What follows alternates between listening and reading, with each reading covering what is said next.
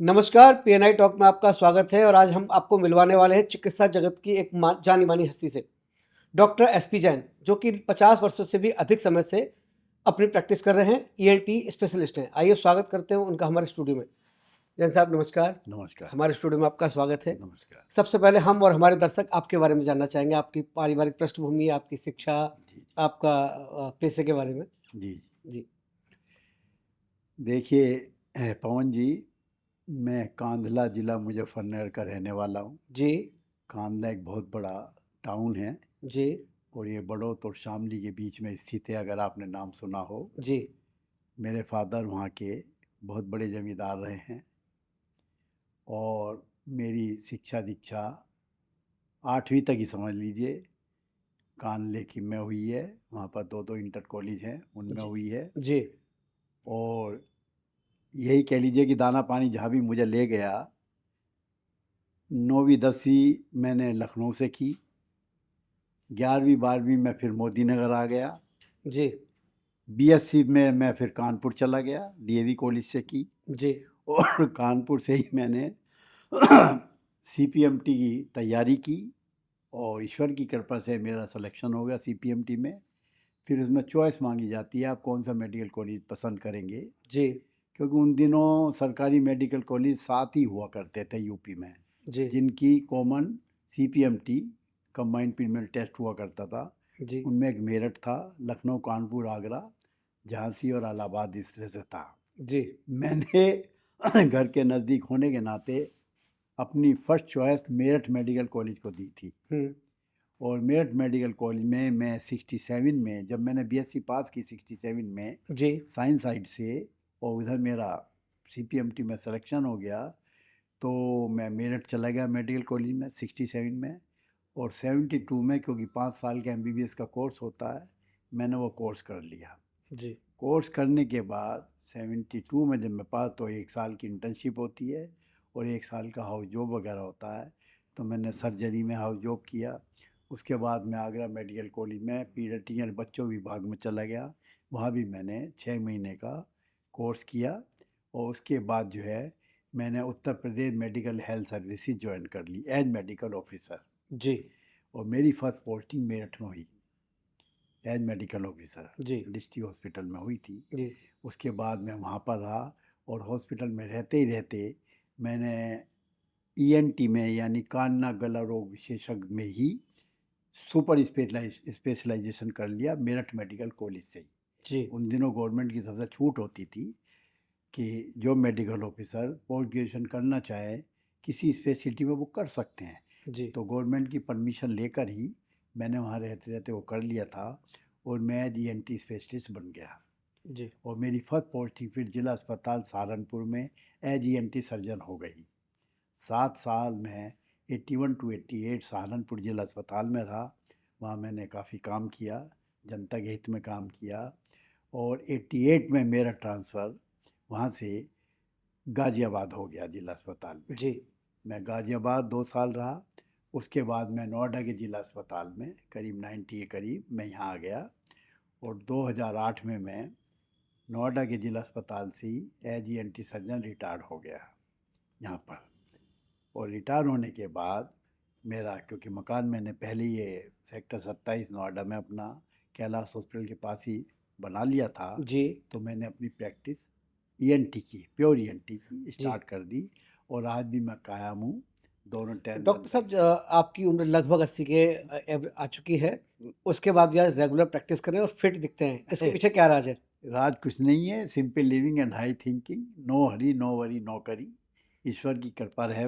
No hurry, no worry, no no curry. Curry, no तो हरी। थोड़ा इसको एक्सप्लेन करके हाँ बताएँ तो हाँ, हमारे दर्शकों को ज़्यादा अच्छी मिले। पहले आप हरि को ले लीजिए। हरि का मतलब है कोई भी काम इत्मीनान से करें, जल्दीबाजी में ना करें। चाहे डे टू डे वर्क हो आपका, कहीं जाना हो कहीं आने का, अगर आप जल्दीबाजी करेंगे तो कुछ मिसप्लेस कर जाते हैं काम, मिस हो जाते हैं काम को। इवन सफ़र में भी आप जाएं पहले से तैयार होकर जाएं, आराम से जाएं। ये नहीं कि रेलवे प्लेटफार्म में गाड़ी पकड़नी है, एंड टाइम पहुंच रहे हैं, भागा दौड़ी कर रहे हैं, एयरपोर्ट पे जा रहे हैं, भागा दौड़ी कर रहे हैं, हॉस्पिटल में जा रहे हैं, भागा दौड़ी कर रहे हैं, या किसी से मिलने जा रहे हैं, भागा दौड़ी। उससे क्या होता है, इसको बोलते हैं हरी। या खाना खाने बड़ी जल्दी खा रहे हैं, कपड़े पहन रहे बड़ी जल्दी, बाथरूम में गए एकदम निकल के आ गए, तो ये जो डे टू डे लाइफ है या किसी से मिलना, इत्मीनान से करें, बड़े आराम से। उससे ये फ़ायदा होगा, हार्ट की जो रिद्म है, जो रेगुलर रिद्म हार्ट की चलती है, जी, वो आपको धोखा नहीं देगी। आराम से आप काम करते रहिए, कुछ फ़र्क नहीं। नो वरी, नो वरी का किसी भी चिंता की आप ज़रूरत नहीं है। जैसे कहते हैं चिंता चिता के समान होती है। जी, हर काम आप अपनी अच्छी इंटेंशन, अपनी भावनाओं से करें और ईश्वर पर छोड़ दीजिए। वो परम पिता परमेश्वर जो है, वो सब कुछ सबका मालिक है, सबको देख रहा है। अच्छा है, बुरा है, सुबह से शाम तक इंसान न जाने कितने जाने अनजाने में उससे पाप पुण्य होते रहते हैं। जी, उन सब को दूर करने के लिए सब ऊपर वाला बैठा है, वो अपना हिसाब लगा लेता है और आपके कर्मों का जो पुण्य होता है, वो जुड़ते रहते हैं। जैसे ही बैंक में 2 अकाउंट होते हैं, जी, एक सेविंग होता है और एक करंट होता है। सेविंग अकाउंट में आपको ब्याज मिलता है, करंट अकाउंट में ब्याज नहीं मिलता है। तो करंट अकाउंट तो समझ लीजिए आदमी सुबह को उठता है, रात को सोता है, बिस्तर पे जाता है, जाने में अनजाने में पता नहीं कितने पाप पुण्य होते रहते हैं, जी, समझे नहीं? तो उनका हिसाब बराबर होता रहता है और जो आप रात में प्लस हो जाते हैं आपके अच्छे कर्म, वो जी, आपके सेविंग अकाउंट में चले जाते हैं। तो इसको कहते हैं वरी, किसी वरी की ज़रूरत नहीं। एंड नो करी, करी तो आप समझते ही हैं कि जैसे होटलों में जाते हैं हर चीज़ में करी, करी का मतलब है आपको रेसिपी चाहिए, आपको जो है मिर्च मसाले वाला खाना चाहिए, तरी वाला चाहिए। सिंपल खाएंगे, उससे ये फ़ायदा होगा, आपका कोलेस्ट्रॉल नहीं बढ़ेगा, आपका शुगर नहीं बढ़ेगा, ब्लड प्रेशर नहीं बढ़ेगा, समझे नहीं? आपको अच्छी नींद आएगी। सबसे ज़्यादा स्वस्थ व्यक्ति वो है जो रात को लेटते ही 9-10 बजे नींद आ जाए और सुबह 6 बजे उठे, उससे ज़्यादा स्वस्थ कोई नहीं। और दिन में आप खा लें थोड़ा बहुत, रात को इंसान को मैं कहूँ बहुत हल्का खाना चाहिए, उससे अच्छी नींद आएगी। अगर आपकी अच्छी नींद आती है, आपसे ज़्यादा भाग्यशाली कोई नहीं है। नींद और आपका अगर पेट साफ रहता है, तो उससे ज़्यादा अमीर आदमी मैं किसी को नहीं समझता। लेकिन डॉक्टर साहब आज की भाग-दौड़ भरी ज़िंदगी में लोगों के पास इतना समय ही कहाँ है, रात को 12 बजे तक लोग जागते हैं, वही वही तो खाने का कोई टाइम हाँ, फिक्स नहीं बिल्कुल है, लंच का टाइम फिक्स नहीं है। आपने सही सवाल किया है। जी, ये भाग-दौड़ की ज़िंदगी आज के यंगस्टर्स में बहुत हो रही है, होड़ लग रही है और कुछ होड़ लग रही है, कुछ अपनी वो अपनी क्वालिटी है, कुछ दूसरे की क्वालिटी को कंपेयर करते रहते हैं। उनके फाइनेंस को कंपेयर करते हैं, उनके स्टेटस को कंपेयर करते हैं, उनके हायर एजुकेशन को, वो ये भूल जाते हैं, वो अपने गिरहवान में नहीं झाँकते। एक उर्दू का शेर है, मैं बता दूँ इसके ऊपर, "नति हाल की जब मुझे अपनी खबर, नति हाल की जब मुझे अपनी खबर, जी, देखता औरों के ऐबो हुनर, देखता देखता औरों औरों के के ऐबो ऐबो हुनर, हुनर। पड़ी अपनी बुराइयों पे नज़र, तो जी, निगाह में कोई बुरा ना रहा।" निगाह में कोई बुरा ना रहा। बहुत खूब, बहुत खूब। अगर ये आदमी ये सीख ले, सोच ले, जी, समझे नहीं? तो ये भाग-दौड़ की ज़िंदगी ख़त्म हो जाए। मैं मानता हूँ, आजकल जो है ऐसे-ऐसे बच्चे मैं देख रहा हूँ, यानी हॉस्टल से या पीजी से निकलते हैं जी, और पराठा हाथ में लिए भागे चले जा रहे हैं। जी, वो ठीक से डाइजेस्ट भी नहीं कर पा रहे, खा भी नहीं पा रहे। उससे इंडाइजेशन होगा, टेंशन बढ़ेगा, समझे नहीं? तो इसलिए भाग-दौड़ की ज़िंदगी तो आपकी अपनी विल पावर है, आपको कम कम करनी पड़ेगी। इसके जी, बिना गुज़ारा, क्योंकि आज देख रहे हैं यंगस्टर्स में, मिडिल एजेड में कितनी मोर्टेलिटी हो रही हैं, अननोइंगली समझे अनटाइमली डेथ हो रही हैं, वो हो रही हैं।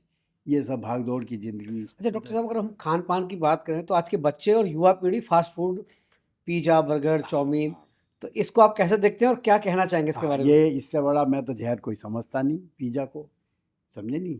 ये पिज़्ज़ा जो है, पिज़्ज़ा, बर्गर, चाउमीन, समझे नहीं? पाव भाजी, ये 4-5 आइटम जो चले हैं, ठीक है, कंपनियों को फ़ायदा हो रहा, इनमें सिर्फ़ घी, तेल के अलावा और मैदे के अलावा कुछ नहीं है।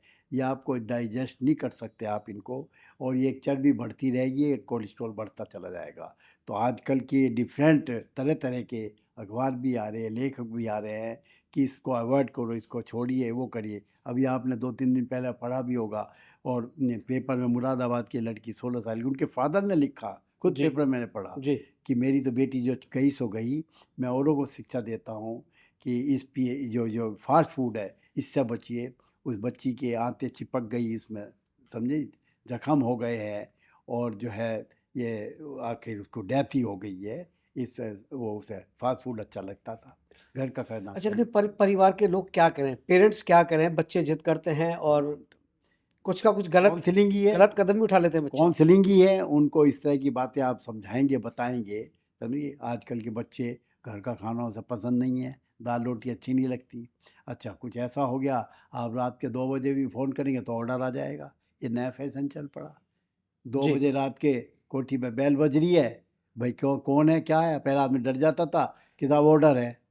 जी। अब बताइए 4 बजे ऑर्डर, 2 बजे ऑर्डर, कब खाएँगी, कब सोएँगी? जबकि खाने में, सोने में 2 से ढाई घंटे का अंतर होना चाहिए। क्या शासन प्रशासन को इसमें कुछ बदलाव लाने की ज़रूरत है? शासन प्रशासन इसमें क्या कर सकता है? हर आदमी ये कह देगा, समझे डेमोक्रेसी है, मैं अपने खाने-पीने का, अपनी सोच का, अपने कपड़ों का मेरा अपना अधिकार है, इस पे किसी का अधिकार नहीं है, इसलिए कानून यहाँ कुछ नहीं कर सकता। काउंसलिंग के अलावा और कोई ज़रिया नहीं है। काउंसलिंग खुल जाए, होते रहें इस तरह के, समझे नहीं? तब तो कुछ हो सकता है। डॉ उनको इसके मेरिट डिमेरिट्स बताए जाए, लाभ और नुकसान बताए जाए। डॉक्टर साहब आप 50 वर्षों से भी ज़्यादा समय हो गया आप प्रैक्टिस करते हुए। इसके साथ आप समाज सेवा में भी सक्रिय हैं। 30 साल से के लगभग आप भारत विकास परिषद से भी सक्रिय हैं। मैं नोएडा में 86 में आ गया था जी, और जब से कहना आपका तो मैं कई संस्थाओं से समाज सेवा में आपका जितना रुझान भी कहाँ मेरा से समय निकलता है मैं समाज सेवा का रुझान आपको प्रेरणा कहाँ से मिली कि जुड़ा समाज रहता सेवा हूँ। में भी होना चाहिए? प्रेरणा ये मेरी इच्छा शक्ति है, कि मुझे कहीं से प्रेरणा नहीं, या यूँ कह दिए मेरे फादर बहुत मिलनसार थे, जी, समझे नहीं? उन्हीं से मैंने कुछ सीखा करा है, जी, समझे नहीं? मेरी बस इच्छा, मेरा कोई महत्वाकांक्षी नहीं है कि मैं कोई बड़ा बन जाऊँ, किसी राजनीति में हो जाऊँ, मेरी कोई इच्छा नहीं है, ऐसा नहीं है। जी, मेरी एक इच्छा है कि मेरी पीआरओशिप बस, लोगों से मिलना-जुलना मेरी संतुष्टि हो जाती है, जी, और जहाँ कहीं मेरा सहयोग होता है वो देने को तैयार रहता हूँ, जो मैंने अब तक नोएडा में किया है, जी, 86 से अब तक। ज़्यादातर संस्थाओं से जुड़ा हुआ हूँ।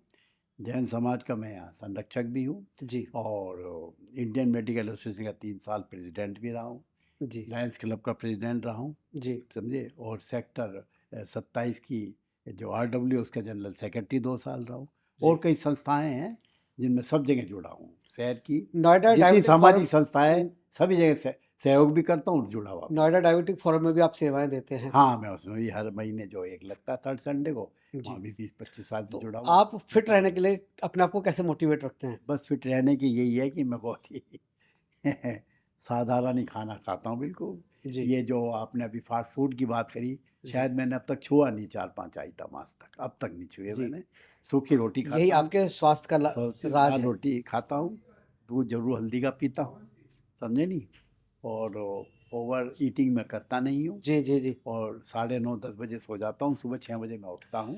जी। अगर बात चल रही थी ईएनटी की, हाँ तो जी। एक हमारे जो परिजन थे, दादा-दादी या हमारे नाना-नानी, लहसुन का तेल और हाँ, लहसुन और सरसों का तेल कानों के लिए पका के डालते हाँ, थे। ये पुरानी परंपरा है पवन जी, और आज भी है। जी, मैं इसको डिनाई नहीं कर सकता। जी, लेकिन ये परंपरा कस्बे गाँव में आज भी है, शहरों में शायद इतनी नहीं रही है अभी ये। तो लोग हेल्थ कॉन्शियस हो गए हैं जी, सेहत के बारे में। जी, जो सरसों का तेल होता है, इसकी जी, विस्कोसिटी होती है, गाढ़ा होता है, जी, और कान का जो पर्दा होता है जिसको हम लोग टिम्पैनिक मेम्ब्रेन बोलते हैं, वो जी, बहुत पतला होता है। जी, उसमें एक चमक होती है, एक लश्चर होता है, जी, बहुत लाइट होती है। जी, तो वो जो तेल होता है, जी। वो उसके एक लेयर पतली सी फिल्म जो है, हुँ, विस्कोसिटी वजह से उसके कान के पर्दे के ऊपर वो चिपकती रहती है। जी, उससे क्या होता है, बाहर की जो साउंड वेव्स होती हैं, हुँ, आवाज़ की तरंगे होती जी, हैं, वो कान में तो जाएँगी, कान की नली में जिसको ऑडिटरी कैनाल बोलते हैं हम, जी, जी, लेकिन वो आगे पास होने में दिक्कत होती है। तो कस्बे गाँव में कहते हैं जैसे उम्र बढ़ती है, अरे साहब अब इनकी तो उम्र हो गई है, कम सुनाई तो देगा ही। लेकिन ऐसी बात नहीं है, समझी? उसमें तेल और लहसुन भी एक फैक्टर है, जी। तो वो नहीं डालना चाहिए। अच्छा, गाँव कस्बों में देखते हैं कुछ लोग सर पे कपड़ा बाँधे होते हैं और कान साफ करा लो और हाँ, हाँ, बड़े-बड़े दावे करते हाँ, हैं। हाँ। वो बहुत ही टोटली गलत है, समझे? वो अनट्रेन्ड बेपढ़े लिखे गँवार लोग होते हैं, उनको तो ये भी नहीं मालूम है कि कान की जो नली है इसका क्या नाम है, और है भी तो कितने इंच लंबी होती है जहाँ की कान का पर्दा होता है। जी, वो समझे? वो प्रोब होता है, या कटवा टाइप कह दीजिए आप, लोहे के औजार वो रखते हैं, और वो अंदाज़ से एक हाथ से कान का पकड़ते हैं, इसको पिन्ना बोलते हैं हम लोग, जी, और दूसरे से वो सूरज की रोशनी में जहाँ भी देखते रहते हैं, और वो वैक्स को, मैल को निकालते रहे। उन्हें ये अंदाज़ नहीं हमें इसको तकवे को, इसको प्रोब को अंदर कहाँ तक ले जाना है। वो जी, अक्सर मेरे पेशेंट मेरे पे आते हैं, खूब पर्दा फाड़ देते हैं वो, जी, और उस टाइम एक्यूट पेन होगा, 2-4 दिन तो पेशेंट को बहुत से जिनका निकल निकल जाता मैल, कहते बड़ा आराम हुआ। 5-6 दिन बाद जब वो आता है, उसको इन्फेक्शन होता है, कान बहने लगता है, खून तक कान से आ जाता, जी, देखा कि पर्दा फटा पड़ा है। जी, और 1-2 केस ऐसे भी हुए, लाइफ में मैंने मेडिकल कॉलेज में देखे, जी। जिन्होंने सड़क पर कान साफ करे उनकी टिटनस से डेथ तक हुई है। Oh my God! ये मैंने अपनी लाइफ में देखा मेडिकल कॉलेज में। तो लोगों को ये सुझाव है कि इन लोगों से दूर रहें। बिल्कुल, बिल्कुल। समझे नहीं?